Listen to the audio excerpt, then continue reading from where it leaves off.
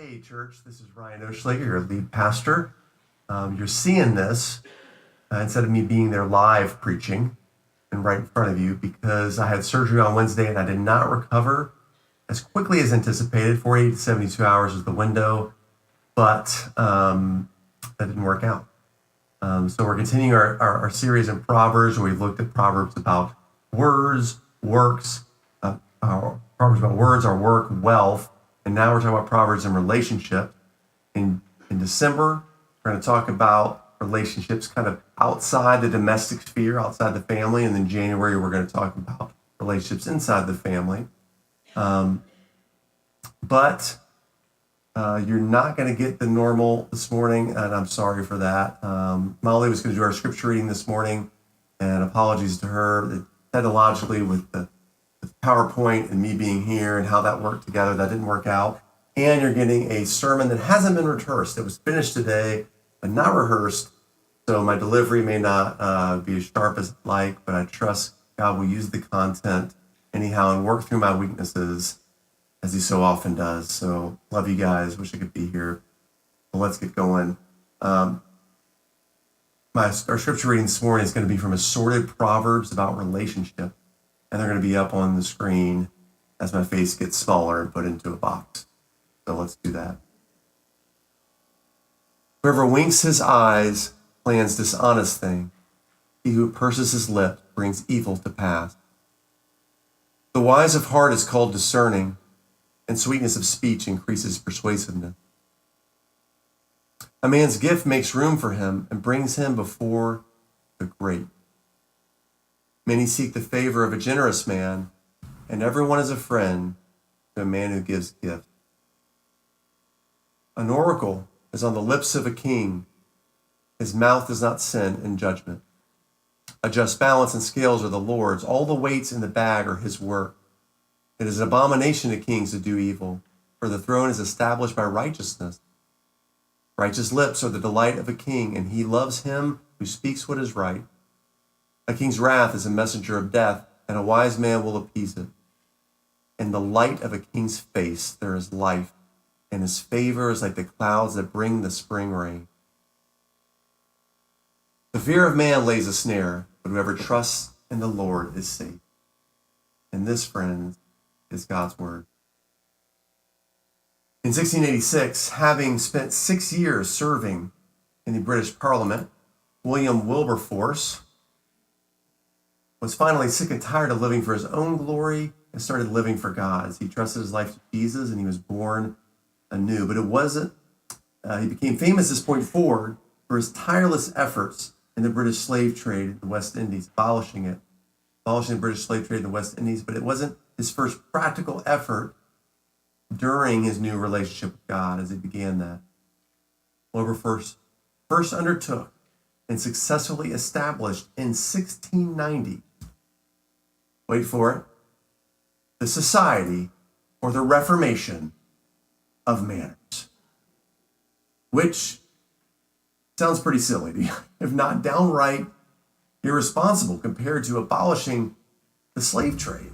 Was it simply OCD that William had about table etiquette, or the where the little fork goes next to the plate?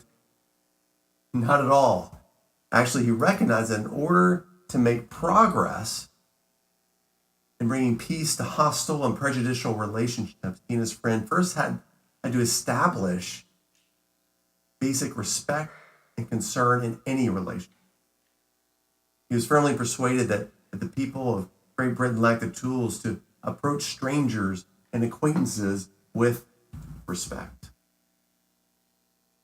At the risk sounding like I want all millennials get off my lawn, I want to suggest a similar reformation is needed today. And not just because I think those kids need manners, not that sort of thing. I don't have statistics to prove that manners and etiquette are on the decline in society, just personal observations, really. I see it in my own kids, their friends, my extended family, and even in myself. I'm not going to preach a sermon about keeping the elbows off the table at dinner time, and that wasn't Wilberforce's aim anyway. Wilberforce's aim is to help people express concern and love in establishing a kingdom relationship with someone else you don't or just barely know. I had a local school counselor over 20 years tell me that every year she observes the same thing, and that is that kids of all ages seem to struggle to make new friends, and upon meeting their parents, she understands why. Yikes. Sick burn there, but that's something that the Bible addresses. The Old Testament book of Proverbs is wisdom offered to a young man who is one day going to become a parent, maybe, or at least an older member of society. And it includes wisdom for approaching strangers and acquaintances with respect and love, with the goal of developing a kingdom friendship, a friendship for the kingdom of God. So if any of you here feel at times socially awkward or socially exhausted, we can glean wisdom this morning from God's word. So that's what we're going to do. In Proverbs 16, verse 30, we see two common but futile social approaches. Let's read here, Proverbs 16, verse 30. Whoever winks his eye plans dishonest things. He who purses his lips brings evil to pass. So first common but futile social approach is acting friendly, but in reality, being insincere. Some of us try to engage people relationally by being really clever or being sarcastic. Often it's an unwitting plan to build an insincere relationship. We don't know we're doing it, but we do it anyway. Consider that sarcastic relationships are the primary kind of relationships someone maybe has experienced, or a person's under profound hurt, and when they don't want to give up relationships altogether, they want to keep people at arm's length, and they do that by using something like sarcasm. And I don't want you to mishear me on this. It's okay to absolutely laugh, enjoy relationships for sure. I mean, you should know that. I love to laugh so much. I want to encourage you, if you're prone to cleverness and sarcasm, if that's sort of your bent on how you begin relationships, ask yourself prior to entering a social situation, am I trying to get someone to like me? Or am I trying to gain a kingdom friend? A second common but futile social approach is to remain unmoved by strangers. Such as the single-minded, whether it's a workaholic consumed by success, a parent consumed by their kids, any sinner consumed by making a good thing into an ultimate thing, putting that in God's place such you don't even notice others around you. I want you to try something for me. Purse your lips, just like this. Purse your lips and turn to the person next to you. Okay? And ask yourself, did I just see a welcoming face? No, of course not. You saw a steely face of someone bent towards a singular aim. Right? I'm going to get this done.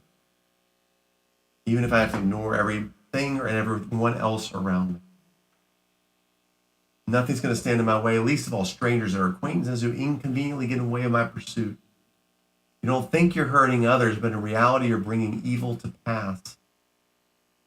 It's a byproduct of just doing what you got to do.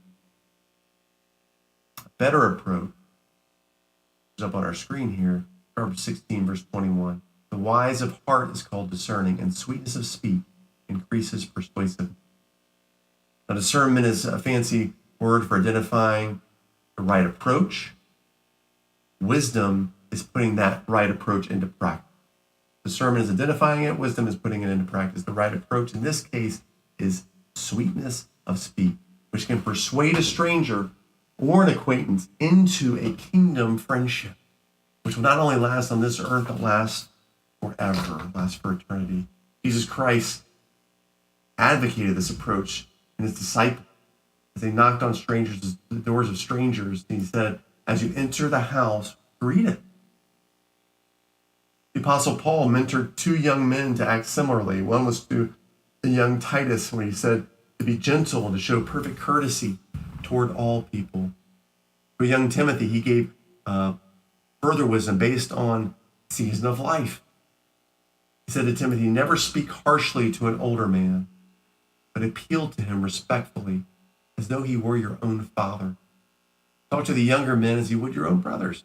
Treat the older women as you would your mother, and treat the younger women with all purity as your own sisters. Let's break this down a little. That's 1 Timothy 5, verse 1 through 2. How do you approach an older man or woman? With deference, with humility, giving them a yes ma'am, yes sir, whatever that looks like in your culture, right? Demonstrate an eagerness to hear more about their life, acknowledge and celebrate their victories, sympathize with their defeat. Those in sort of the sunset season of life, they occasionally, if not often, feel used up, spent. Encourage their value to their city and their church family. How to approach younger women. Men, ask if you can be of practical help, especially when something is in physical demand. There's a physical demand in play. Speak with sympathy, even if you don't understand what the heck they're talking about.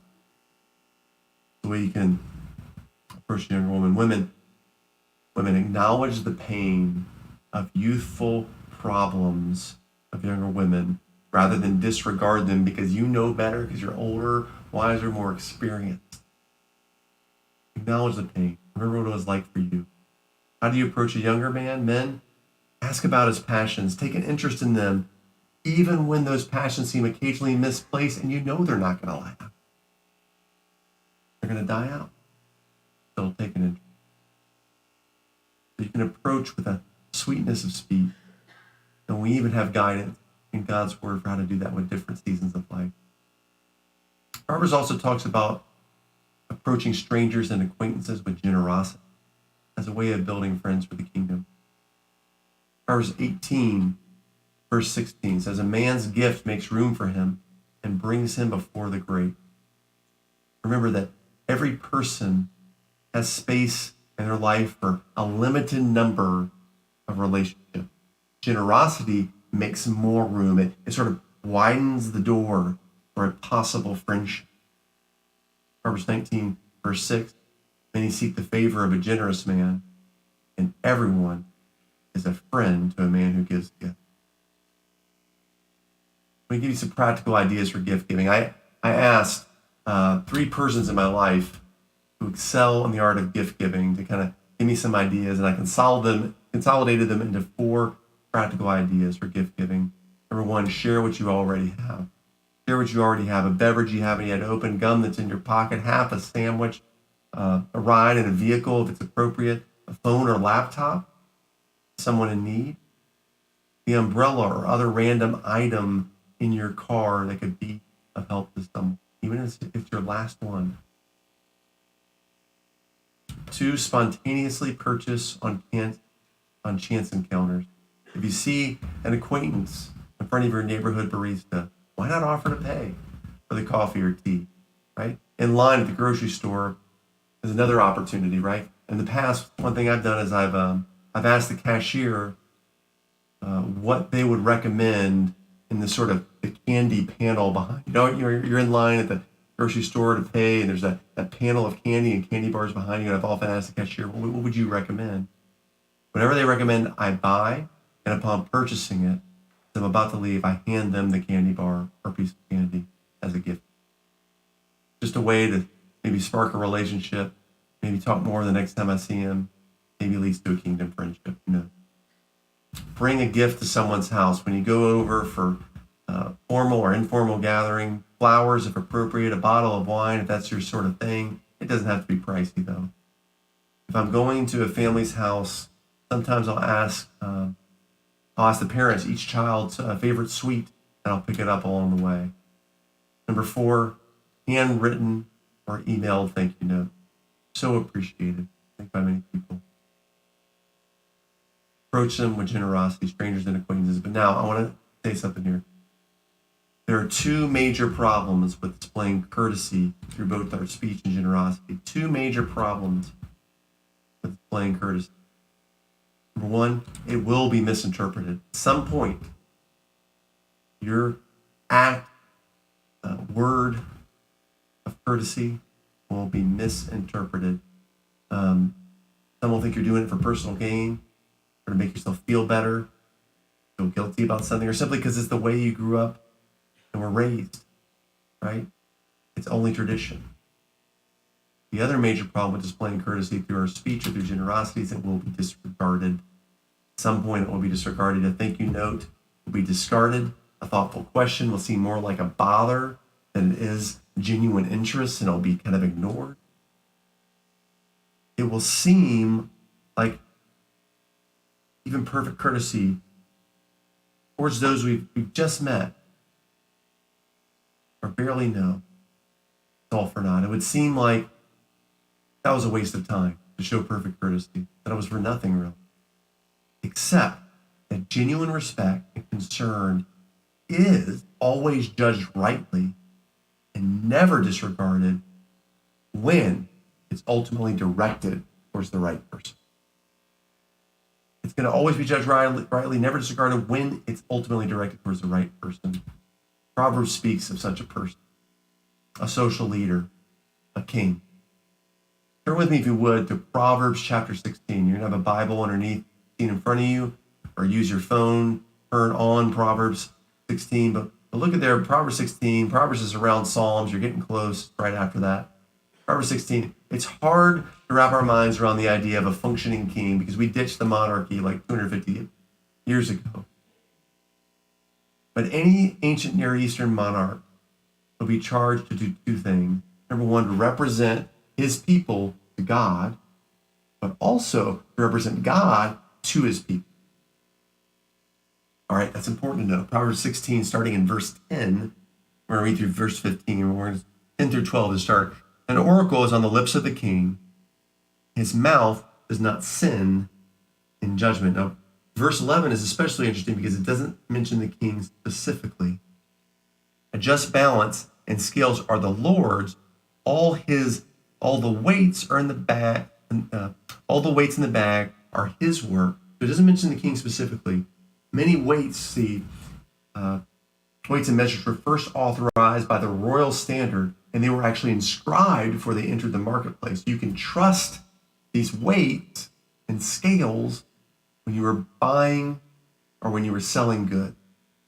Solomon's walking this back here in verse 11 a step further as to say, hey, as God's representatives on earth, these royal standards were ultimately Yahweh's standards. They were the Lord's standards. And the king is also someone who doesn't err in any judgment or verdict. The throne is established by righteousness, we're told. Okay? So, we have the just judgment of the king, but we also have pleasing the king. We'll see here in verse 13 through 15. Righteous lips are the delight of a king, and he loves him who speaks what is right. First of all right? The ideal king is one who doesn't disregard any word, but bestows favor upon his people, delights in them. Verse 14, a king's wrath is a messenger of death. A wise man will appeal it, will appease it. So we're told that it is possible to appease a king. It's possible. Verse 15, and the light of a king's face there is life, and his favor is like the clouds that bring the spring rain. Beautiful proverb. All the priests of God in his temple were to frequently remind God's people this. This is from Numbers chapter 6. The Lord bless you and keep you. The Lord make his face to shine upon you and be gracious to you. The Lord lift up his countenance upon you and give you peace. Hear that face shine upon you. Countenance. There's something about seeing the pleased, satisfied look in an important person's face. Someone's face that we look up to in society, we consider to be important, especially. Over Thanksgiving weekend, the boys in our family went to watch our favorite basketball team, the UNC Tar Heels. And the coach is pretty new. This is only his second year, had a good year last year. He's pretty new. The former head coach is a Hall of Famer. Super famous guy who won multiple national championships and still loves the university where he once coached. And so he attends most games, not just the basketball, but other sports. Well, he's at the basketball game. And the first game we go to, we see people lining up to take selfies with him before the game. And he says yes to them while his wife sits by his side quietly. as he's taking pictures with people, signing autographs, and mostly taking selfies. And my youngest son, Gage, and I, we were thinking, wouldn't it be cool if someone asked to take a selfie with his wife, with her, this dear older woman who's been by his side for decades? Wouldn't it be cool to ask her for a picture? So the next day, that's exactly what we did. That's exactly what my son did. Gage, right before the game, Roy was expecting this young man to come up and ask to take a selfie with him. And instead, he asked his wife, Wanda. And they were both so tickled about it. Not just tickled, they laughed, but they were also so pleased. And to see the picture itself, as you'll see up here on the screen, you can see he's so well pleased. Right? It actually, every time I think of this picture and I look at it, it fills my heart with just such satisfaction and joy. In part because these thoughtful actions often get misinterpreted, disregarded. You can see how well pleased he is. This picture in Proverbs of a just and perfectly well pleased king was never fulfilled in ancient Israel. In fact, for 750 years, there was no king in all of Israel until a new one emerged who spoke like the ideal king of Proverbs 16.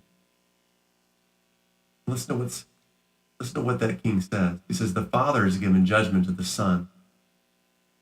He has given him, the Father has given him authority to execute judgment. My judgment is just.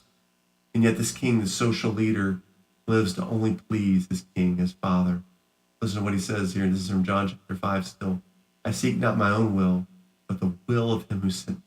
The Son does only what he sees the Father doing, and the Father loves the Son.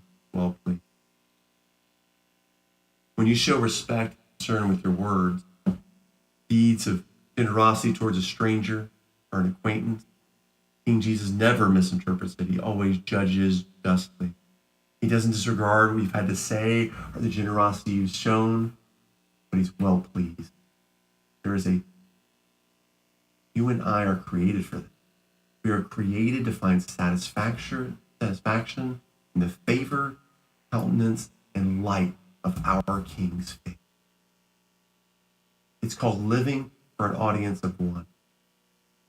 Living for an audience of one. Now, C.S. Lewis, who you've heard me mention many times, great British author, 20th century, he struggled mightily with the idea of receiving praise, receiving approval, and humans doing this. He thought it was rather weak. It was this grotesque quality in humans until he realized this idea actually found its origins in the Bible.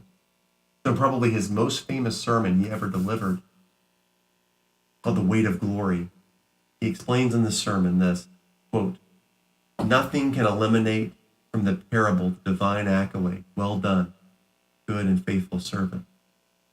With that, a good deal of what I had been thinking my whole life fell down like a house of cards. I suddenly remembered that no one can enter heaven except as a child. And nothing is so obvious in a child as its great and undisguised pleasure in being praised.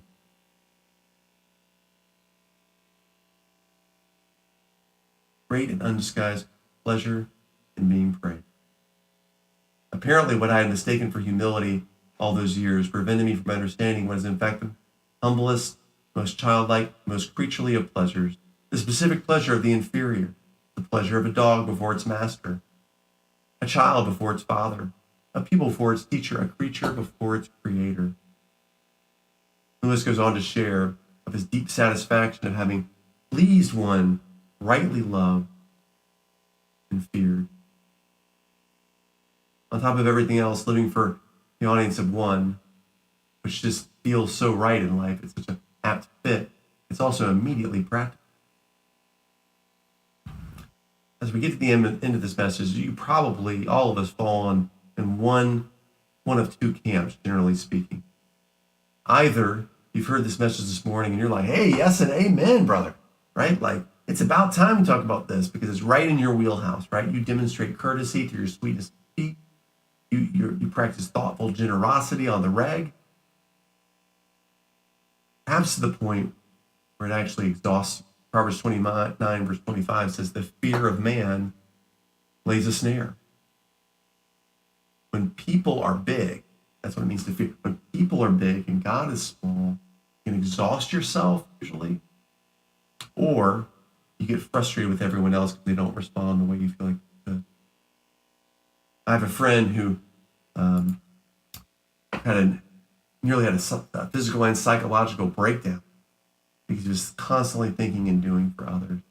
And at the end of spending yourself for others, there isn't life there, but there is life in the light of the King's face. You're either like yes or amen, but you need to live for the audience of one, or you recognize your social toolbox is a little lacking. You're adept at using your thumbs to post 280 characters or less, but you can admit, if you're honest, that live interactions with strangers, acquaintances, new people, it's a painful experience. I want to encourage you, definitely put sweetness of speech, generosity into practice as a discipline, but also be realistic. Even if you approach someone with sweet speech and gift giving, there's no guaranteed results. Your actions will be painfully misinterpreted, and you're going to get disregarded.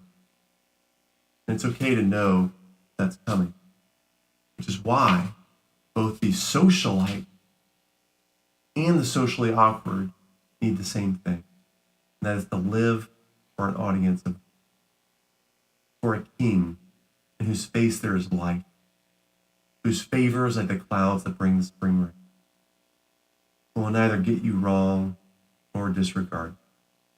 I want to encourage you, come friend, King Jesus. Let's pray. Father, thank you for the wisdom contained in the book of Proverbs for all relationships, including ones, Father, that are going to come our way this Christmas season from time to time as we shop, as we interact at parties or different things, Father, and we socialize again after a pandemic. We're going to run into people who are more like acquaintances or strangers. Father, help us practically aim to make kingdom friends through gift giving and sweetness of speech. But ultimately, Father, remembering that we will be judged wrongly for sweetness of speech, for gift giving. We will be disregarded at times for it as well. And that ultimately we can know, though, we have a Father who will be well pleased, because we have a King who pleased him perfectly, a King who always judged rightly while on this earth and pleased his Father perfectly, and we could never do so. And because of that, we have a King who is pleased even in the midst of our failure. We know there's something beautiful about the light of your face, King Jesus, and we want to know that more in our life. Live for that. In your name we pray. Amen. That's it for me, guys. Love you.